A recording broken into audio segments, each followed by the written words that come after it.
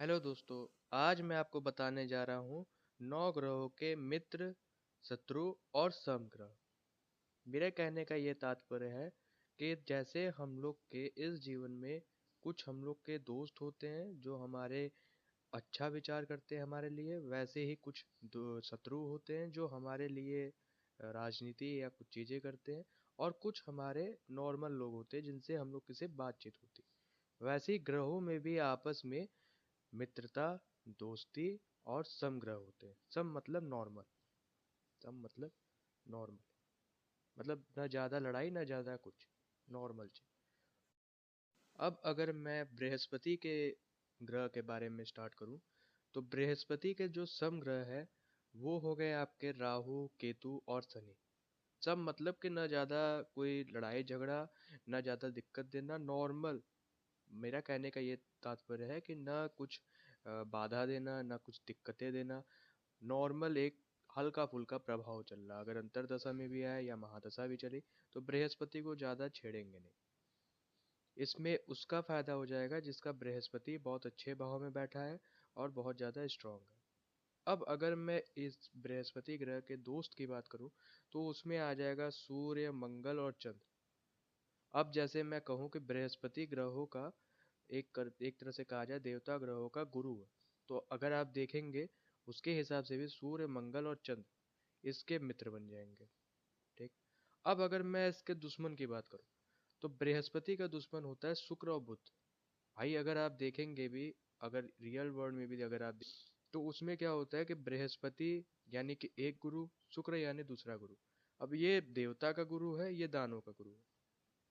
इसमें भी अगर देखा जाए तो क्या होगा कि ये अपना अलग तरीके से करेंगे। ये शुक्र जो होते हैं हमेशा राजनीति करते हैं, बृहस्पति अधिकतर ज्ञान देते हैं। और अगर मैं बुद्ध की बात करूं, तो बुद्ध भी बहुत ज़्यादा स्मरण शक्ति वाला होता है। तो बुद्ध अगर किसी का सही है तो वो व्यक्ति बहुत अच्छा है, स्मरण शक्ति मतलब कई चीज़ों को याद करना, या वाणी का स्वामी होता है। अगर किसी की वाणी बहुत अच्छी है तो इसका मतलब कि उसका बुद्ध बहुत अच्छे जगह पे बैठा है। अब वैसे ही अगर मैं सूर्य की बात करूं, तो सूर्य का समग्रह हो गया बुध। न ज़्यादा लड़ाई, न कोई दिक्कत, न ज़्यादा अंतरदशा या महादशा में कोई प्रभाव। दोस्ती की अगर बात करूं, तो इस ये भी देवता में आ रहा है। भाई ये सूर्य भी तो देवता में आ रहा है। अब इसका गुरु हो गए बृहस्पति, मंगल, चंद्र। अब अगर मैं इसके दुश्मन की बात करूं, तो जैसा कि आप सुनते आए हैं कि ग्रहण लग गया, तो वो ये राहु केतु जी की।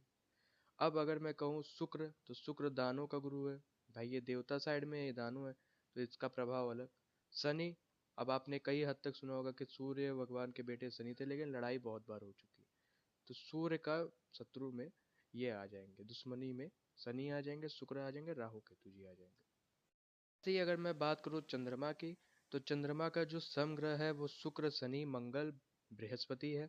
दोस्त की अगर बात करूँ तो सूर्य, बुध, ये भी भाई देवता में आ रहा है। दुश्मनी की अगर बात करूँ तो वही चंद्र ग्रहण, राहु केतु जी।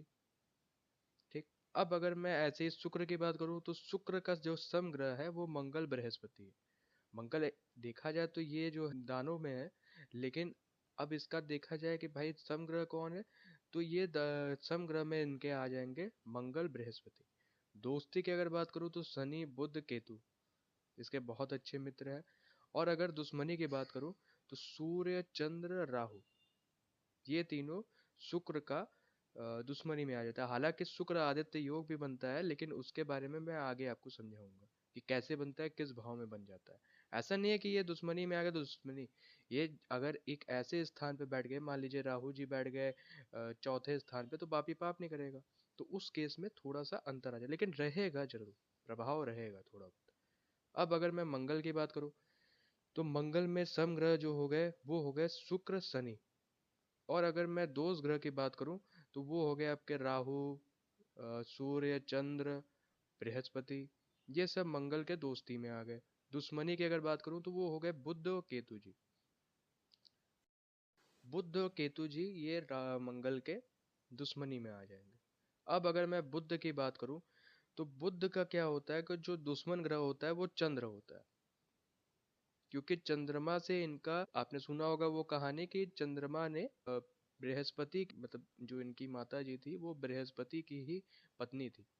लेकिन चंद्रमा जी ने उनको हटा करके अपना संबंध बना के ये बुध की पैदाइश हुई। अब इसमें क्या हुआ कि इन दोनों में लड़ाई हो गई। ठीक। और अगर इनके समग्रह की बात करूँ तो वो हो गए शनि, मंगल, केतु जी और बृहस्पति। मतलब न ज्यादा लड़ाई न कुछ दिक्कत, अपने में रहना। दोस्ती की अगर मैं बात करूँ तो दोस्ती में आ जाएंगे इनके सूर्य, शुक्र, राहु। इनसे इनका बहुत अच्छा दोस्ती है। ऐसे ही अगर मैं शनि की बात करूं तो शनि के जो समग्रह है वो केतु जी हैं, बृहस्पति है। न ज्यादा कोई दिक्कत, अपने अपने में रहना। अगर मैं दोस्ती की बात करूं तो इनका बुध हो गए, शुक्र हो गए, भाई शुक्र दानवों के गुरु हैं, और राहु। ठीक। ऐसे ही अगर मैं दुश्मनी ग्रह की बात करूं तो वही बाप बेटे का, सूर्य यहाँ दुश्मनी में आ गए, चंद्रमा आ गए, मंगल आ गए। और ये सब तो हो गए ग्रह जो विजुअल है, जो दिखाई देते। अब अगर मैं ऐसे ग्रहों की बात करूं, राहु केतु जी की, जो कि दिखाई नहीं देते, अब अगर उनकी मैं बात करूं तो उनके जो समग्रह है वो बृहस्पति, चंद्र हो गए। ठीक।